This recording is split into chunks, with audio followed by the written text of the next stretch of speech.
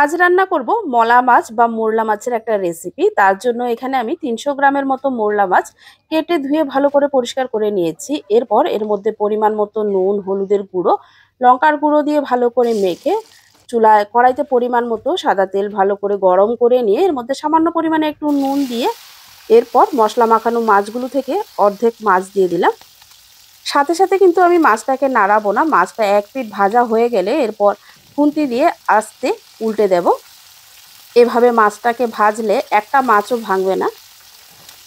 দেখুন মাছগুলো একদম গোটা গোটাই রয়েছে। আর মাছগুলো কিন্তু আমি খুব কড়া করে ভাজবো না। মাছটাকে এবার আমি তুলে নেব আর একইভাবে বাকি মাছগুলো আমি ভেজে নেব। সবগুলো মাছ একসাথে কড়াইতে দিয়ে দিলে নাড়তে অসুবিধে হতো আর মাছগুলোও ভেঙে যেত। দেখুন মাছগুলো কিন্তু আমার একদম গোটা গোটাই রয়েছে। এভাবে আমি সবগুলো মাছ ভেজে তুলে নিয়েছি। এরপর কড়াইতে দিয়ে দিলাম আরও একটু তেল। তেলটা ভালো করে গরম হয়ে গেলে দিয়ে দিলাম 1/4 টিস্পুনের মতো কালো জিরে আর দুটো কাঁচা লঙ্কা ফোড়ন। এরপর এর মধ্যে দিয়ে দিলাম ছোট বাটির 1 বাটি পেঁয়াজ কুচি। অন্যদিকে আমি 2 টিস্পুনের মতো সর্ষে বাটা আর নিয়েছি 2 টিস্পুনের মতো নারকেল বাটা। আর এদিকে মাছ ছাড়িয়ে আছে পেঁয়াজটাকে আমি একটু লাল লাল করে ভেজে নিয়েছি। এবারে এই পেঁয়াজের মধ্যে আমি কিছু বেসিক মশলা দিয়ে দেব। দিয়ে দিলাম 1/4 টিস্পুনের মতো হলুদের গুঁড়ো, 1/3 টিস্পুন দিয়ে দিলাম লঙ্কার গুঁড়ো আর 1/4 টিস্পুন দিয়ে দিলাম জিরের গুঁড়ো, দিয়ে দিলাম স্বাদ মতো নুন। এরপর আরও কিছুক্ষণ মশলাটাকে ভালো করে কষিয়ে এর মধ্যে দিয়ে দিলাম অল্প পরিমাণে একটু জল।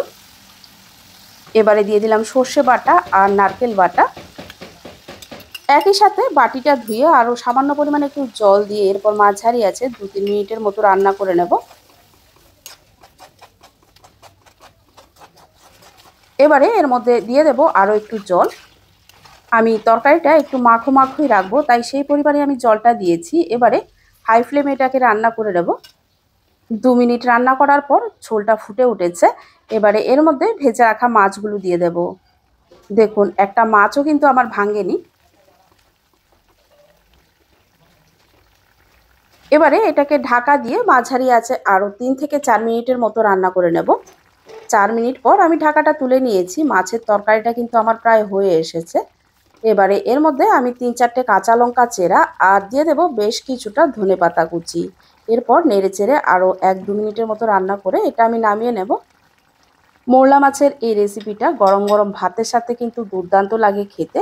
এভাবে যদি আপনারা কখনো রান্না করে না থাকেন অবশ্যই একবার রান্না করে দেখতে পারেন। আশা করছি আমার এই রেসিপি আপনাদের খুবই ভালো লাগবে।